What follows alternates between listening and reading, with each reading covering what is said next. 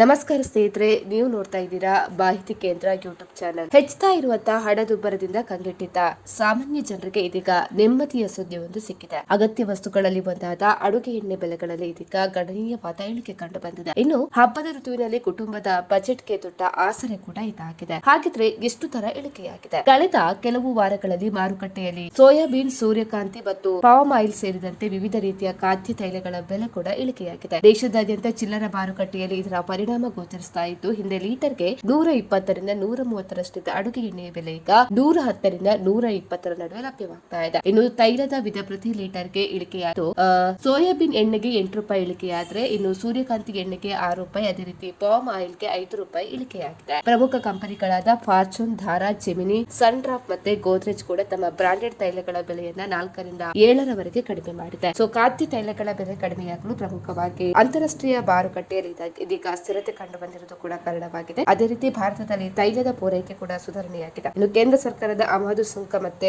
ಇತರ ಸಕಾರಾತ್ಮಕ ನೀತಿಗಳು ಕೂಡ ಬೆಲೆ ಇಳಿಕೆಗೆ ಕಾರಣವಾಗಿದೆ. ಸ್ನೇಹಿತರೆ, ನಾವು ಮಾಡಿರುವಂತಹ ವಿಡಿಯೋ ನಿಮ್ಗೆ ಇಷ್ಟ ಆದಲ್ಲಿ ವಿಡಿಯೋಗೊಂದು ಲೈಕ್ ಅನ್ನು ಕೊಡಿ. ಅದೇ ರೀತಿ ಮತ್ತಷ್ಟು ಅಪ್ಡೇಟ್ಗಾಗಿ ನಿಮ್ಮ ಚಾನೆಲ್ ಅನ್ನು ಕೂಡ ಸಬ್ಸ್ಕ್ರೈಬ್ ಮಾಡ್ಕೊಳ್ಳಿ.